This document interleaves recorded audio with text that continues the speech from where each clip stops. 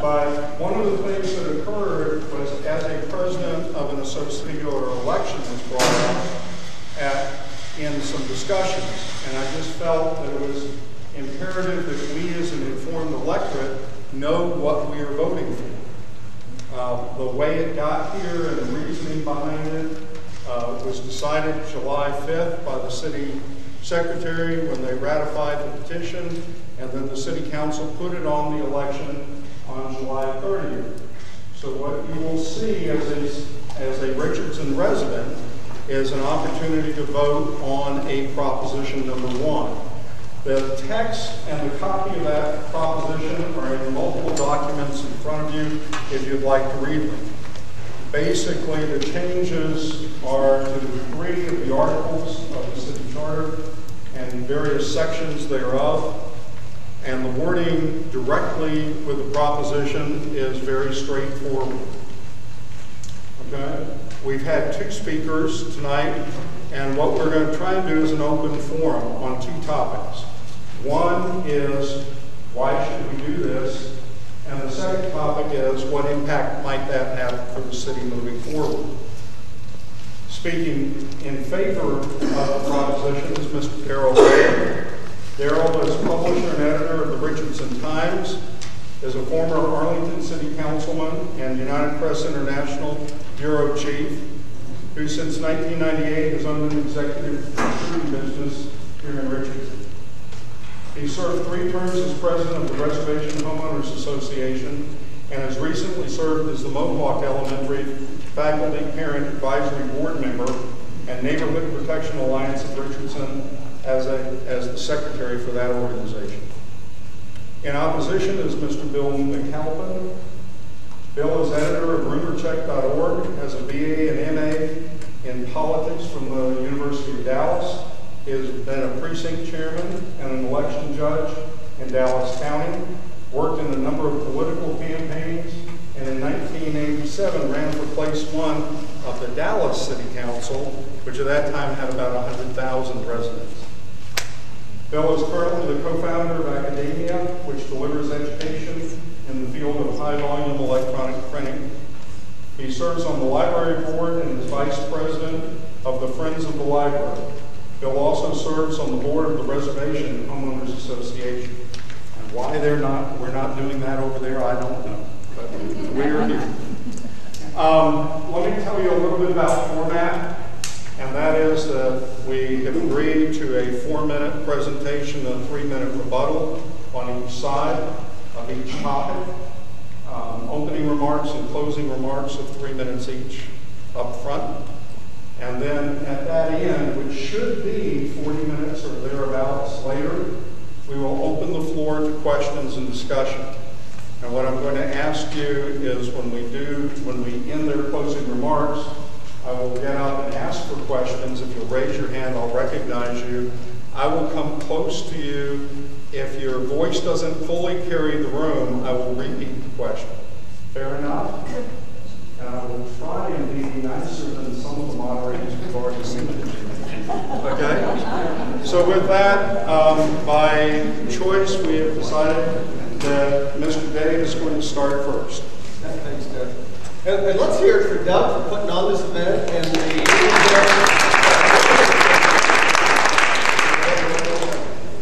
forgive me if I start coughing my head off and have to run off. I've got to have a little bit of a bronchitis. Before I start, I just wanted to point out that tonight, I think I can promise to you that we won't be nearly as articulate as the debate you saw last night. No, louder? Okay. Move back a little bit. And probably not quite as contentious. As we consider the option of the charter amendment to provide for direct election of the mayor, I think there are 4 very important reasons we should consider voting for it. Number 1 is the basic sacredness of the vote in this country. There should be a compelling, a very important reason to not have direct election by the people. And this is one thing that I don't see a compelling reason, so therefore the ability of people in this country to vote on something is absolutely sacred. The second reason is it's kind of interesting. In almost everything else, Richardson benchmarks itself against other cities. You know, what is Plano paying its fire chief? What is Garland's water rates? On a whole score of issues, we benchmark ourselves against other cities our size. On this issue, there's almost nobody that does things the way we do. According to a 2008 survey by the Texas League of Municipalities, I think I got that name wrong, there's only 10 cities in all of Texas that do things the way we do. And the total population of those 10 cities is 160,000. So the average size of cities that do things the way we do right now is 16,000. Now Richardson is a great city. It's a wonderful city. We're not talking about there being some big problem that we need to fix. We're talking about taking a great city and making it a little bit better. And as we do that, if we benchmark ourselves against other cities, the tiny little cities that do things the way we're doing things right now are cities like Waxahachie and Marshall and El Sino and Yoakum. Now, Yoakum's a great little city. It's a city of 6,000 people down close to Houston. They even have a water tower now. But I don't think that we're going to pattern our city government after little 6,000 population Yoakum. Now, a third reason I think we need to look at this tiny tweak to the charter is what worked in 1950 maybe doesn't work now. Now, in 1950, the population of Richardson was about 16,000, which is right at the average size of the 10 cities in Texas that have election of the mayor like this. 16,000. Things are different. This is a much more complex city, obviously. Things are much different than they were in 1950. You know, in 1950, stop signs were probably just fine, but maybe we need stoplights now. I think City Hall even has computers now. Things are different now than they were in 1950. The fourth point, I'll turn that to Darrell, if we can, let's have an opening remark from Bill at this point, and then you can continue after his own. Okay. Thank you, Darrell. I'm going to spell your voice. How about that? Okay. Okay. Good enough. Okay. Good evening, everybody. My name is Bill McCalpin. I am the editor of UrbanCheck.org and live over here across the way at the reservation. I hope you can hear me all right. I want to talk to you this evening about why I'm in favor of keeping the existing system. I believe one of the biggest problems that we have in the city of Richardson is that people don't know why we have the existing system. You live in the state, as Darrell correctly points out, where there's only 10 cities in Texas that continue to elect the mayor from the council. However, it is much more common outside of Texas. Upwards of 38% of cities outside of Texas that are council manager cities elect the mayor from the council. In other words, it's not uncommon everywhere, it's only uncommon here. And I would say to Darrell, well, just because all the other cities are doing it isn't really a good reason that we should do it. You wouldn't jump off a cliff because all your friends are doing it, would you? I don't think so. Okay, in 1956, Darrell is right. In 1956, we had a charter commission, and we wrote a charter that elected the mayor from the council. And it passed 3-1. In 1988, we had another charter commission. They totally rewrote the charter. The issue of direct election of the mayor came up. It was discussed, and it turns out there wasn't a lot of interest in it. And so again, we actually rewrote the entire charter, still elected the mayor directly, and that passed 7-1. That's the charter that we have today with only a few edits back in, 2007 or whatever it was. But I want to explain to you why things are this way. And I'm going to run out of time because I have a lot to say, and unfortunately, Doug's not very good about it. Not graceful, I was going to say. Sorry about that. We have a council manager form of government. What is a council manager form of government? There used to be strong mayor governments. That is a government in which the mayor is the CEO of the city. He hires and fires everybody. He vetoes the actions of the council. He sets the agenda. He runs the city. In the 1800s, this was a source of a huge amount of corruption. And reformers in the late 1800s and early 1900s said, enough of this. We can't beat these strong mayors. We're going to change it and have a charter that has a council manager form in which the mayor is not the CEO, but the city manager, a professional, is the CEO. And managing the city manager is a council of elected members. Now you notice there's something missing from this term, council manager form of government. It's the word mayor. What happened to the mayor in the council manager form of government, which is the most popular form of government for home rule cities in the United States? The mayor has a fairly weak position. In fact, in Richardson, the mayor has two duties. One, to chair the meetings, and two, to cut ribbons. That is to say, to be the official representative of the city of Richardson. That's it. This is a long way from what you hear on television and read in the papers about strong mayors running the city. The mayor of Richardson doesn't run the city. The city council runs the city. And that is why this kind of government works. Because the council chooses the mayor that's going to help it run meetings effectively and communicate. And then you have a win-win-win. If the council running the city, the mayor's in sync with the council, the city manager's in sync with the council, and the net result is that we have a city that, as Darrell says, works. Darrell, if you would give us 4 minutes of reasoning for the proposition. As Bill mentioned, we have the city manager form of government, and he's right, by statute, there are not a lot of legal things to do with that. But he or she has that bully pulpit. And as we know, in the U.S. presidential office, that bully pulpit is very, very powerful. That means that we could have someone who is very, very effective in being the salesman, being the advocate for the city. And not that we don't now or haven't in the past, but it's a different skill set. I'm in the talent evaluation business. I've got an executive search firm, okay? The skill set of this job is real different than the skill set of this job. For example, imagine that you are the hiring manager at a construction company, and you are looking to hire, and not to compare our city council to bricklayers, but bricklayers. But among those 10 bricklayers, one of those is going to rise to be the CEO. No, that's a different skill set, completely different evaluation. And likewise, the city council role is a really different skill set than the mayor's role, especially a very, very effective mayor who's not being the advocate. And as Bill mentioned, it's very, very competitive. That competitiveness raises another point. In 1950, there were a lot of cities in North Texas that had this form of government. One by one, they all went to direct election by the people. Not one has come back. Maybe it worked.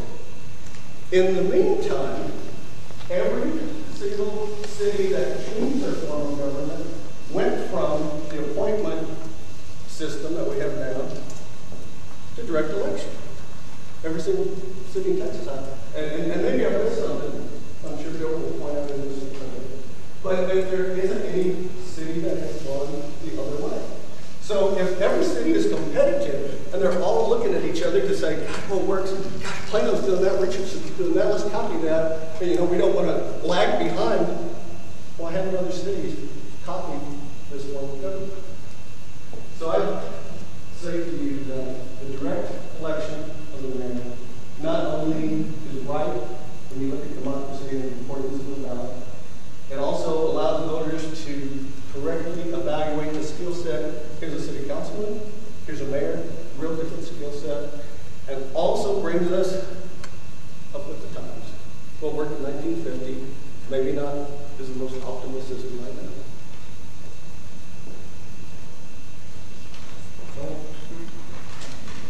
Okay, this section I'm going to respond to what Darrell said. This is the rebuttal section. So I just, in case you're wondering why I'm not talking about what I was just talking about. All right, Darrell talks about a bully pulpit. Yes, of course the mayor has a bully pulpit because he is the official representative of the city of Richardson.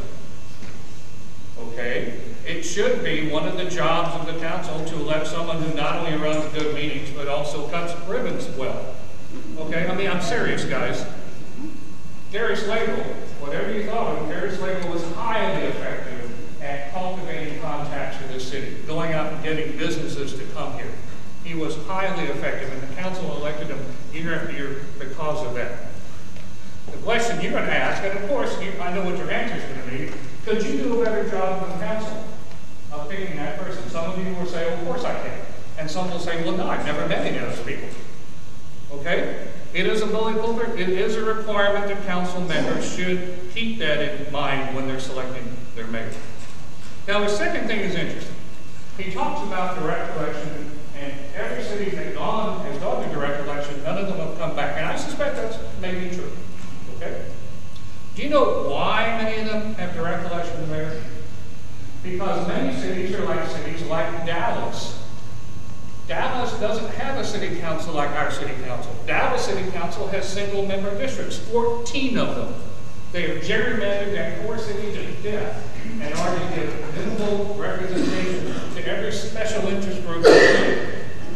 Richardson, in fact, is an example of a successful city in America. We don't have ghettos. We don't have people over here, uneducated people over there, poor people over there, rich people over there. In Richardson, everyone is spread all over the city.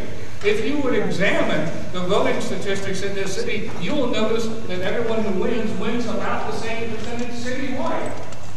We are a very homogeneous city, which is the way we're supposed to be.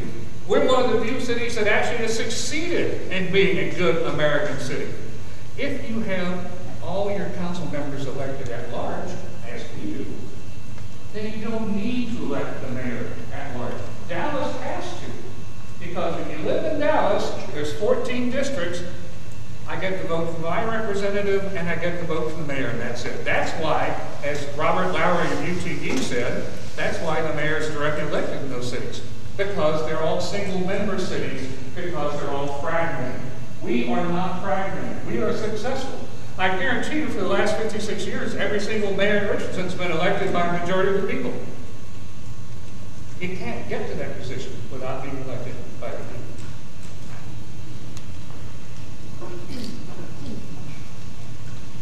At this point, we have a presentation by Bill on the reasons why we should not adopt this proposition, and then followed by a 3-minute rebuttal on the bottom.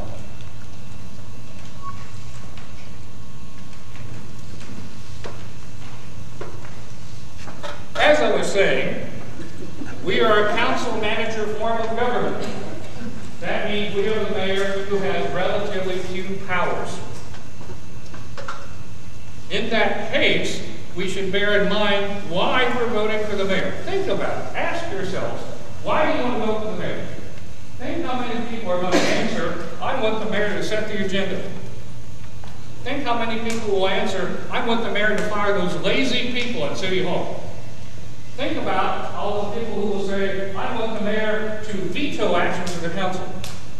I bet you a lot of people think that's what a good mayor would do, right? What's the problem with that? They're all contrary to the charter. This mayor doesn't have the power to set the agenda. The council does. The mayor doesn't have the power to hire and fire employees in the city. In fact, the council doesn't even have it. Only the city manager does. The mayor doesn't have the power to veto actions of the city council. This is why people think I should elect the mayor because I should choose who is the person making all the decisions. The person making all the decisions are the 7 council members, not the mayor. Please, if you're going to vote for direct election of the mayor, at least do it for the right reason, recognizing that these proposed charter changes didn't change anything in the job description of the mayor. He's still the same mayor. He's still cutting ribbons and running meetings.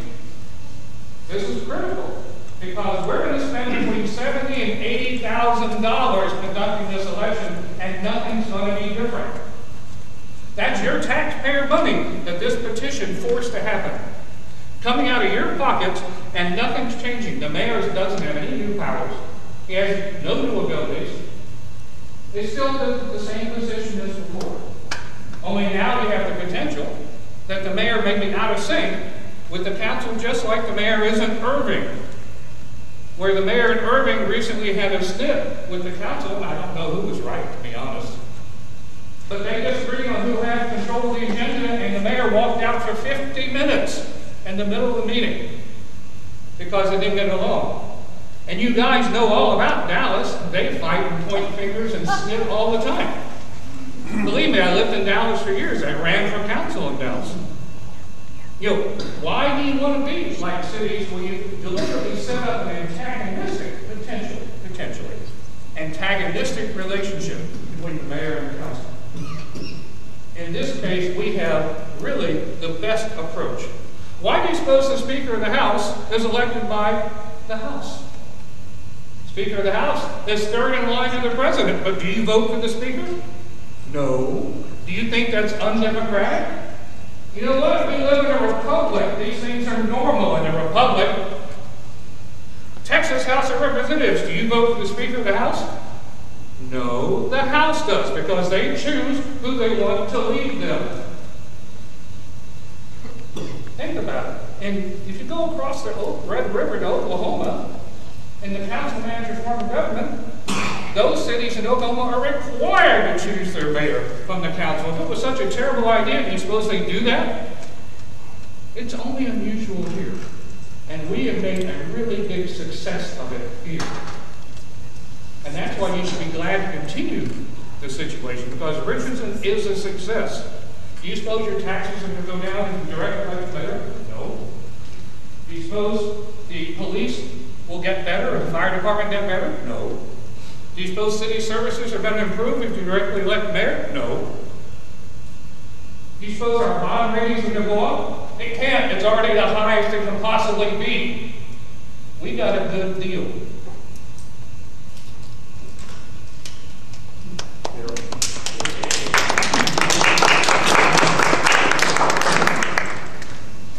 Bill's right about a lot of things, and he's right that there are a lot of cities outside Texas that do things this way.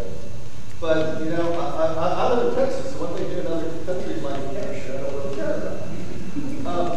I think that we have to stay focused on the fact that, yes, we do have a good situation, a very good situation. Let's make it a little better. Nobody's saying that this is broken and let's throw out the baby with the bathwater. We're just talking about taking a great system and making it a little better, a tiny bit better, where we do a better job evaluating, you know, who has the skill set to represent us in front of the TV cameras and the face of Richardson. And also, when you talk about the mayor not having any power at all, I would like to see a show of hands and who thinks that for 17 years, Mayor Schlegel sat there immediately while Bill McCalpin set the direction of the city. Okay? Yes, there's some power. Maybe it doesn't come specifically from the charter, but yes, there's some important power that comes with the role of mayor. Let's make sure we have the best person in that role. What we'd like to do at this point, move to the second question, which is, should we make a change, what impact would that have on the future of the city, on the future effects that might occur on the city? And with your permission, we'll change a little bit in we'll start with an opening, and then we'll have a 5-minute interim, and then a 3-minute close. So if we can do it that way, rather than split it into two, that way you'll have 6 minutes. The way this is set up, you will have 6 minutes in the middle, and Bill will have 3 minutes in the front and on the back side of this particular issue. Okay? Three, not four, to start. 3 and 4. Okay. All right. On your chairs, most of you have a document that's entitled Letter Number 7. Sorry I didn't bring it up very much, and I didn't know you were coming. The title of it is The Startling Errors in the Charter Proposal. What's this talking about? This is not a single change to say I want to elect the mayor directly. It is actually a group of changes. There are 12 sections due to be changed. One of those critical changes in the charter is the change in the word member or council member. In the current charter, member and council member refers to all 7 elected officials. Of course, they're all equal. In the new charter, it is crystal clear that the meaning of member has changed. It is obvious from the way the author of this document wrote it, he meant to change the word member, and that's why in 18 places, and you'll see examples in the bottom of page 4, he made changes, additional changes to the charter. It's no longer council members, it's council members and mayor. It's no longer members, it's mayor and the members. He had to do that because members didn't include the mayor anymore. Okay? And he recognized this was a problem, that he had to go and make changes so that the charter still said pretty much what it said before after he changed the definition of member. What was the problem? The problem is there are 30 places he should have changed it. He only found 18. There are a dozen places where the charter was not changed and it should have been. Let me give you an example. Section 4.04, qualifications. It says, each member of the council shall introduce each other qualifications in the order, lives here for a year, be 21. Okay? It says member.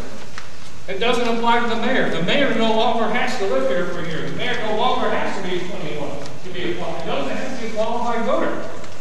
And it's not me making it up. It's the way the author of this thing wrote this. Now, let's look at some other places. Well, let's see on page 6. The mayor won't be allowed to vote on the budget because he's not a member. The mayor won't be prohibited from taking the job as city manager because of conflict of interest, unlike council members. He's not term limited. Do you realize it went through all the term limit nonsense? But only the members are term limited, not the mayor. There's a vacancy in the council. The mayor can't vote on it. The mayor doesn't count toward a quorum. Do you realize what's that got to do with the Texas Open Meetings Act? We have an open meetings when we have a quorum. Is the mayor part of the quorum? According to our charter, it's not. And the Open Meetings Act says we get to determine the size of the quorum. Okay? The mayor's not required to vote on every object that comes up. Do you know council members are required to vote on every issue that comes up unless they have a conflict? Now the mayor won't be required to do that anymore. In fact, the mayor won't even be required to come to council meetings. As a bonus, the mayor's not going to get $50 a meeting either anymore. Sorry about that, Mayor. And most importantly, because the mayor's not a member, he cannot be removed for official misconduct because that section applies only to the members. And the person who wrote this proposal didn't change it, even though he or she could have. So, if you're at court and you're looking at this, you're saying, wait a minute. The council just voted 4-3 in my zoning case, and they voted against me, and the mayor was one of the yes votes. Well, I read in the charter the mayor's not allowed to vote. I'm going to sue the city. Oh, how about someone says, well, you guys in a secret meeting, the mayor and 3 council members. According to the charter, the mayor doesn't count as part of the quorum, so it's not a meeting subject to the Texas Open Meetings Act. You know, basically, there are all sorts of ramifications because the person that drew this up, and it's never been reviewed in public, do you know who wrote it? Huh? You ever heard about this? The person that wrote it didn't stop and review all the ramifications. This thing is riddled with mistakes, and we voted, we're in for years of litigation.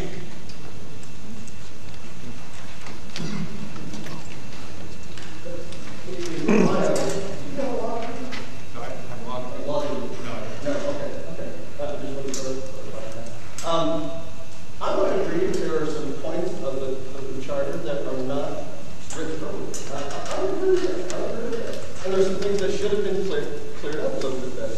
But I haven't heard any attorney come to this same conclusion that the wording of this, that member does not pertain to mayor.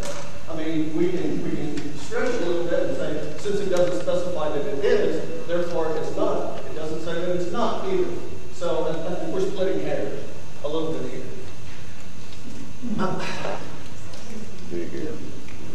Bill raises the issue of who was behind the petition, and I couldn't care less. I don't care if it's Lady Gaga and Sting that was behind this petition. All we we're here to talk about is, you know, do we think that direct election, trusting the people of Richardson, is a good thing for the city? I don't care who's behind it. I don't care who's against it. I'm just I'm evaluating it as a voter, just like you are. Is this best for the city? And I'll tell you, one thing that really comes to mind is, just think if we have a mayor's election, the kind of interest and excitement that will generate in the city. I mean, the last city election, I think we only had, I think it was 16% participation. Look at what a mayor's race would do. People would get excited about it. And yes, they have a lot of excitement in Dallas. We're not Dallas. We are not Dallas. We're not anything like Dallas. We don't have single member districts, and I hope we never do. We do not have the type of dissension, and we won't, because we have, as we talked about previously, we have very, very smart, capable people in the city. So, yes, Irving had some problem, and Dallas had some problem. I don't see war and pestilence necessarily following from passage of this amendment.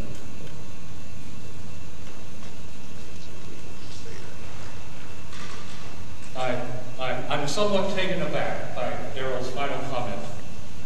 You realize what he's done. He's gone from let's make the city better to where, well, at least we're avoiding war and pestilence. Okay, Darrell says no lawyer has opined that member has changed. I will direct your attention to section 4.02 that says the places of the several council members shall be designated as 1 through 7 in the current charter, 1 through 6 in the future charter. You also notice that the current charter says all 7 council members. All 7 council members. The future charter says all 6 council members and the mayor. Then if you look at section 3.07, council member vacancies. I'm sorry, the current charter says vacancies. What happens if you have a vacancy on the council? How does it get filled? Since all members are members today, the paragraph applies to all of them. But the author of this changed the title to council member vacancies. You know why he did that? He had to, because it didn't apply to the mayor. Because there's a separate change that applies to the mayor. In other words, he all but told you that council member doesn't apply to the mayor, as that section does not. You don't need a lawyer to tell you that the meaning of member has changed. Otherwise, why did he make those 18 changes? Why did he keep inserting mayor every place? Because he knew he had to. And the problem is he didn't finish the job. What's it going to be like when every vote of this council in which the mayor participates is the subject of a possible lawsuit because somebody doesn't like how it turned out? And we've had lawsuits on the charter before, right? There are people in this room who have sued the city on the charter. Okay? Imagine how much bigger it's going to be when you have businesses now getting mad at the city because it didn't rule the way they wanted. And businesses, imagine when a porno shop wants to move to your neighborhood and they're mad because they can't get an SUP. And the mayor votes on that SUP, bingo, instant lawsuit. Why do you want to do this? Even if you're for a direct election of the mayor, this is not the right way to do it. This was not well thought out. It is poorly planned, and it's full of mistakes. We should tear this up. We should vote no, and then go back and do it right. In fact, I've been in favor of charter review for years. It's published on my website. There are things we need to review, not necessarily revise, but we do need to clean it up. And that's something that shamefully the councils in the last 20 years haven't undertaken. And I love the council members, but that's something they should have done years ago. And it's something we need to do now. Let's go back, let's tear this up. It's a mistake that'll cause 2 years, more than 2 years. Once you make this change, you can't fix it for 2 years. Because you can't have charter changes any more often than once every 2 years. So we're stuck with it for 2 years. Tear it up, let's start over and do it right this time. At this point, what we're going to do is give each of our speakers 3 minutes to make a closing remark. And at the end of that, if you have questions, if you raise your hand, we'll try to get through as many of them as we can. given the time constraints that we have, which we have this facility until 8 o'clock or a little thereafter. Darrell, you're up first.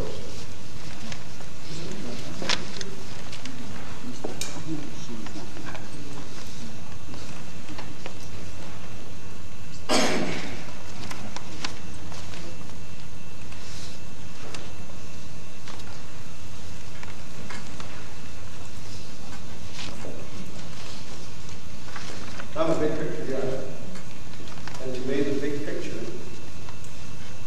is trusting the citizens of Richardson.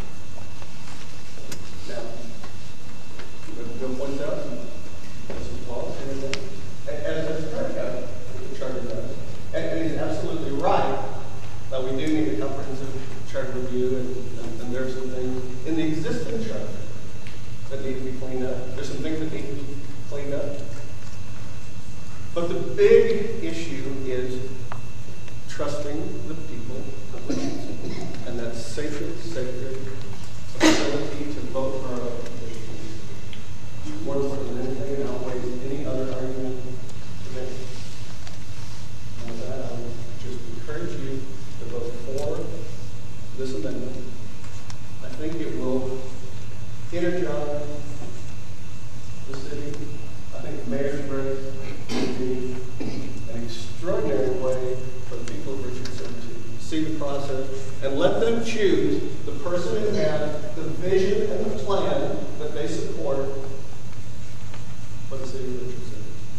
Let's trust the people of Richardson. I think they'll make some good decisions. I think this will be very good.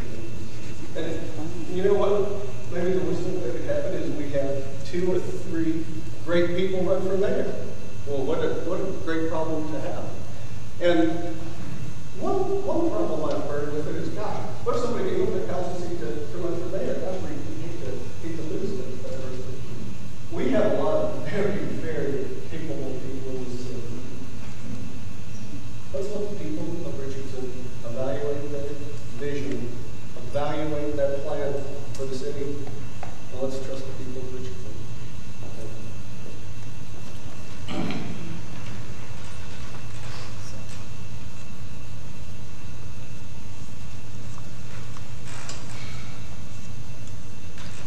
We live in a city that is quite exceptional.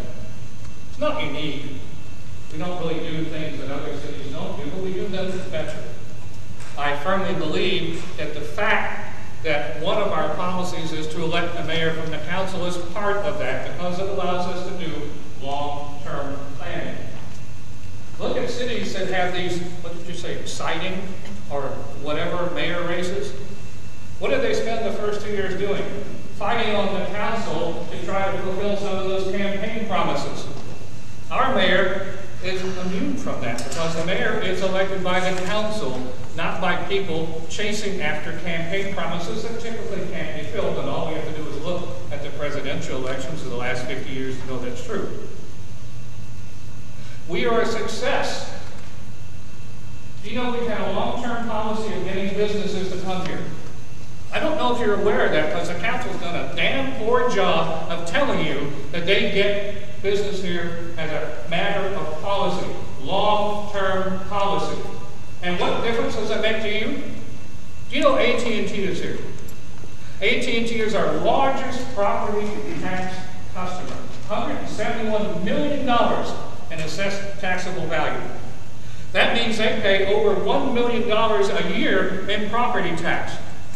If you do the math, in Dallas County, the average home, we've got about 21,000 homes in Dallas County side. Sorry, I couldn't do the Collin County side. And these homes average about $142,000 of valuation according to DCAD. So they pay about $907 a year in taxes. What does that mean? One business brings in as much tax revenue as 1,200 homes in this city. That's why for so many years, the city council, whoever it was, had a long-term policy to get these businesses here.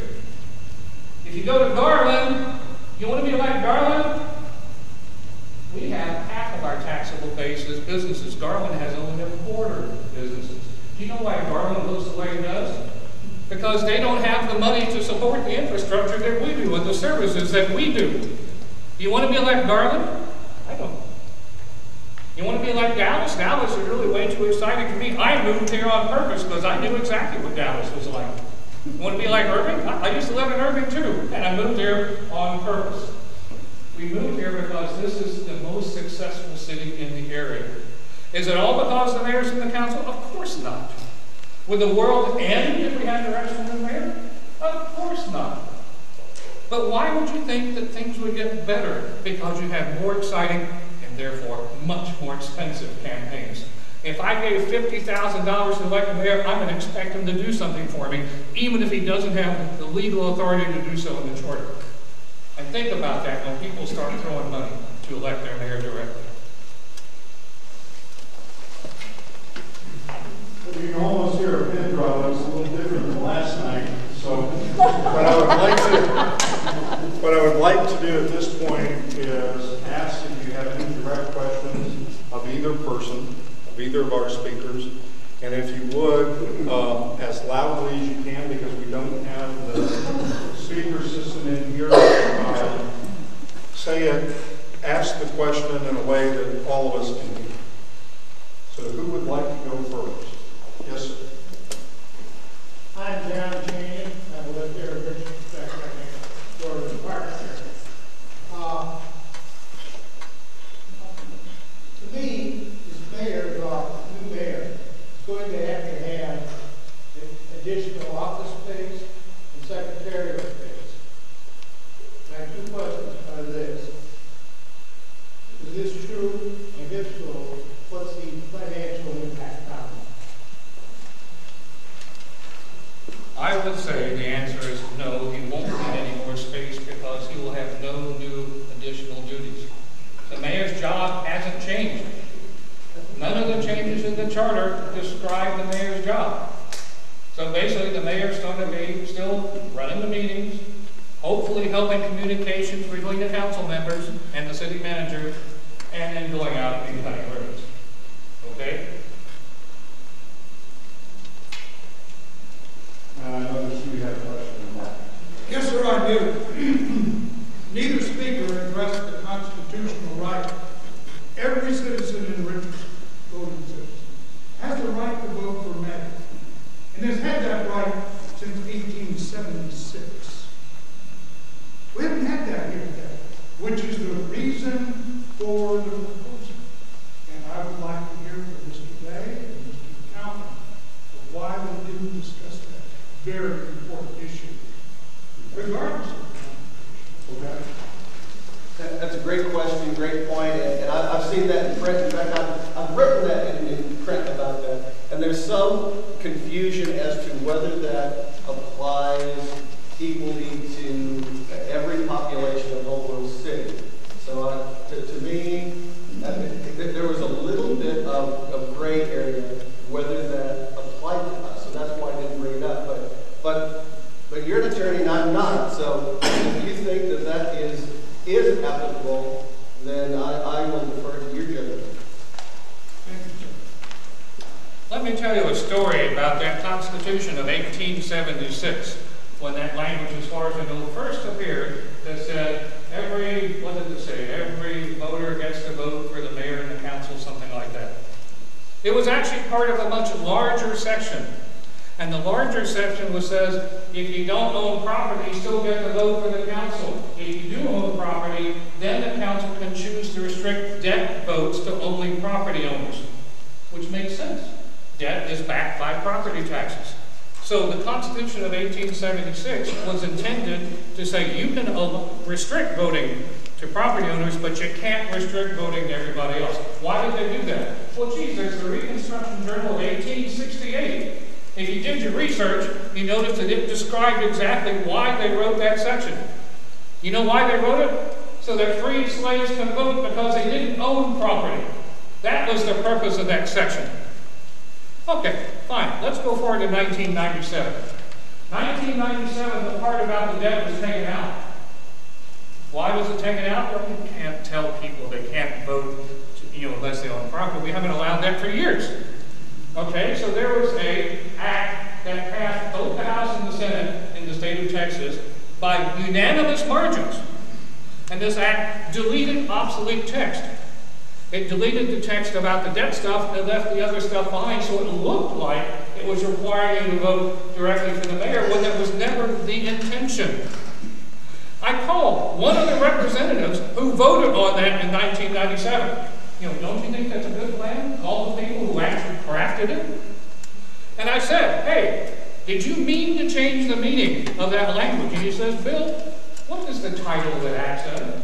And it says cleaning up some obsolete language. That's why it passed 142-0 in the House and 37-0 in the Senate, or whatever the numbers were. It passed because no one had a complaint. They weren't changing the meaning. They were not trying to make Richardson and the other 10 cities out of compliance with the Constitution.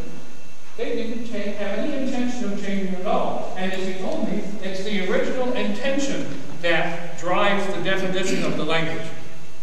The original intention was to help freed slaves vote, and that never changed. And as a result, that statement that it's against the Constitution is simply not true. One really quick follow-up. Since you're an attorney, would you say that, and Bill's talked about the possibility of the new charter language, because there's a couple of things that should be changed here and there, opening up litigation. Do you think if we defeated this, we might open ourselves up to litigation for the reason that you outlined about Texas? Well, you've asked my opinion, and I think that Let me step in and say we've got the two speakers, and I don't want to try and engage more speakers at this point. Are there any other further questions? Yes, ma'am. I kind of can't get past the part where it says we can direct elect. I understand what your dialogue is on that, but that's not what it says. Now I can go to Article 11, Section 5, where it discusses cities of more than 5,000 population, adoption or amendment of the charters. The adoption or amendment of charters is subject to such limitations as may be prescribed by the legislature. And no charter or any ordinance passed under said charter shall contain any provision inconsistent with the Constitution of the state or the general laws enacted by the legislature of the state. Okay? So if the language is what it says, that we get to vote for the mayor in the Constitution today, does it really matter until the legislature changes it? Absolutely. That's my question. I'm guessing, Sherry, you're the sort of person that prefers the Supreme Court interpret the Constitution as the Founding Fathers wrote it, not as modern liberal judges want to twist it. That is incorrect, but go ahead. Well, okay, I bet you there's a lot of people in here just like that. The problem is this. You have to look at the literal words and decide the context they were used in. Moses went up on Mount Sinai and came down with 2 tablets. What was the 5th commandment on that tablet? Thou shalt not kill. You guys haven't been to church recently. Guess what God commanded Moses to go do over the next 40 years? Go to Canaan and kill a bunch of people. Was God a hypocrite? No, you understand from the context of the time that he meant don't kill each other, you silly Israelites. How are you going to take over the world if you're killing each other? He didn't mean it to apply to the enemies that he pointed out. You have to understand everything in the context it was written, because otherwise we have no safety in the language as written because someone would come along and change the meaning of it. But the language says you cannot put something in the Sherry, charter. that's a non-argument, Sherry. No one's disagreeing that the charter cannot overrule state law. No one in this room thinks that the legislature can overrule the Constitution. But it's what it is today. It's not what it says. The question is, if I remember correctly at this point, is there an issue or a contradiction between what we're doing today and the Constitution as written? Would you like to comment? I'm just really enjoying the give and take. Are there any other questions? Yes. Darrell, who wrote this? Since you're defending it, who wrote this? We need to know. Yeah. You know, It's to the be honest, I can't look in the room. You asking who wrote the charter amendment? Yes. Okay. Who wrote proposed charter. That goes under the general category of I don't care who is for it or who against it. I'm just evaluating what is written right now. If you're going to defend it, you have to know the rules. Who wrote it? I don't know. It's a great question. I'm not saying it's not a valid question. I'm saying I don't know. Yes, you do. Yeah. Yes, ma'am. You don't. And Gail Carlisle, I live in East Richardson. If we pass the charter proposal, when does it become effective? And if it does become effective, would it not also be subject to the charter review that everyone has mentioned, and so the glitches in the proposal could be corrected? Okay, let me, for the record, because we are videotaping this, let me make sure that I understand the question. And that is, if this should pass, when would it become effective?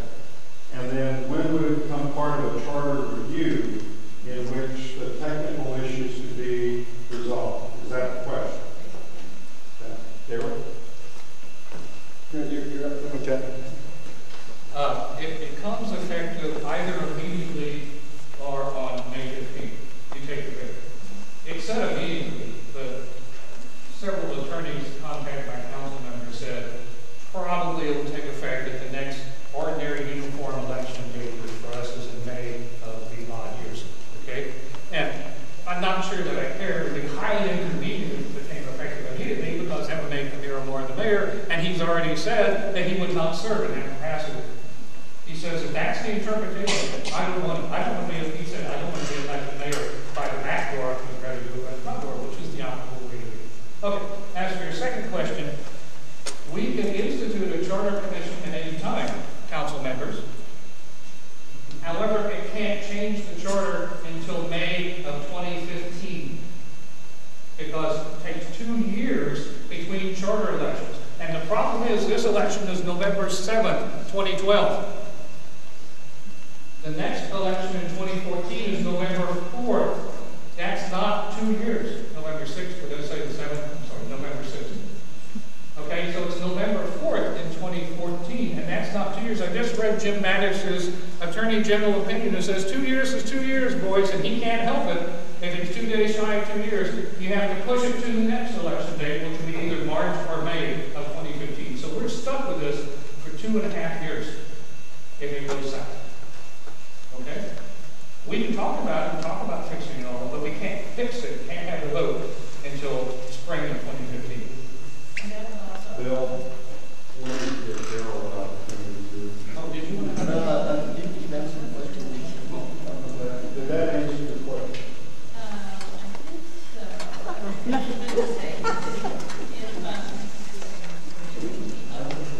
Besides, I'm talking about the charter review.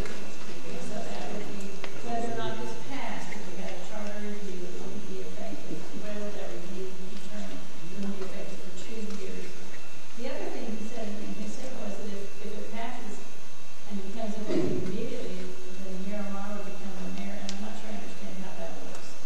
That's because he's in place 7 and the mayor's raised by the amendment is place 7. It takes the place of place 7. So we still have 4 members by district, 2 at large, and 1 at large. Goes away with the mayor. Yes, sir.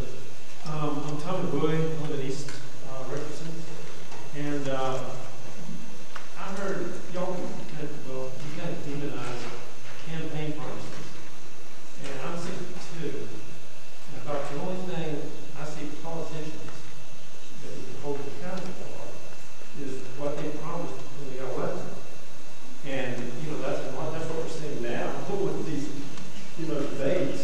That you do what you say you're going to do. That's what we like to for, and we're trying to hold you to it. And that's the most powerful thing we have in America. I mean, Is there a question? yeah, I demonize a campaign promise. Okay, let me clarify that, if you don't mind.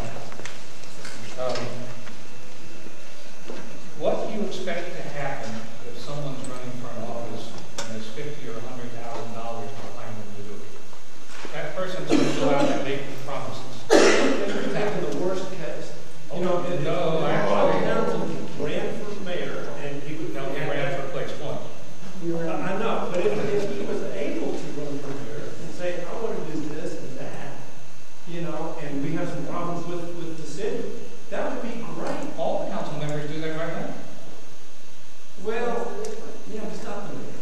Well, the difference is the mayor actually has no statutory authority more than any other council member to make those promises happen. That's true. Do you think he does? The description didn't change. You're exactly right. I couldn't agree with you more, and you raised a very good point. Accountability. And where does the campaign promise stop and accountability start? I think is your question. And yes, that is the way we bring public officials to accountability. Is on the campaign trail, you sent this. By gosh, we want that done. Now, if they promise the sky and the moon, you know, we need to be smart enough, and Richardson City, I think, is smart enough to figure out when somebody promises some ridiculous thing that they can't deliver. But you're exactly right. Your question encapsulates that accountability is absolutely important, and it's the reason that we should pass this. So our mayor is, and yes, as a city council member, there's some accountability, but not for the vision they've articulated as mayor. So yes, We are now at 8 o'clock. We have 2 more questions. Yes, sir. Tim Seaman, I live over here in Greenwood Hills. I had kind of a follow-up question about the legal problems that could happen that you mentioned. And I would just like both parties to address the fact that if we look at the Constitution and we said we were going to look at the original intent, and it didn't necessarily mean that we had to elect a mayor, wouldn't we also look at this charter amendment as the original intent, and all these negative possible lawsuits that would come out might not come out because the original intent was to say it's council members and mayors, even though we missed 16 places. And common sense needs to come into play at some point as well. But, you know, in this litigious society, people can sue for anything. And, you know, we've got things in our current charter that we can be sued about. And perhaps if we go by, as an attorney, not me, not Bill, an attorney said, the letter of the Texas Constitution is that we should vote for mayor. We perhaps open ourselves up to litigation if we don't pass it. So I'm not saying that's the case. We don't actually have an official, we haven't, has anyone sought a legal opinion either on the city council or someone else? So that's a great question. You know, I don't know. Okay. You are right, the intention is critical. Okay, this is why the state constitution actually does not require the direct election of the mayor. In this case, the clear intention of the author was that the word member didn't refer to the mayor. Otherwise, he would not have written the charter amendment this way. If he had meant members still referred to the mayor, he would have left off all those changes about council members and mayor. He would have left off council member vacancies. He would have left off all that stuff as a waste of time. Unfortunately, this is not a yes/no on direct election of the mayor. It is a massive number of changes to the charter, massive exaggeration. But there should have been even more changes to the charter. And the question is, why do this? The intention was clear. The person meant that the mayor was not a member. And he didn't change the language that said only members can do this, and only members can do that, and only members can do the other. Why are we going to open up this can of worms and invite people to sue us because there's questions? Maybe member, well actually member did mean all 7 elected officials in the past. And it's clear that you would find it preferable if it still did. But you can't have member meaning 2 different things in the same document.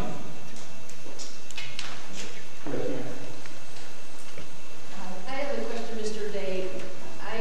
In researching this and everything, there just seems to be a very covert, I don't say operation, but it's like you say you don't know who wrote the charter. I was approached at a public place here in Richardson by someone to sign a petition. He was telling me incorrect information. He was being paid by somebody else. This gentleman didn't even live in the city of Richardson. He was being paid by somebody else that didn't live in the city of Richardson.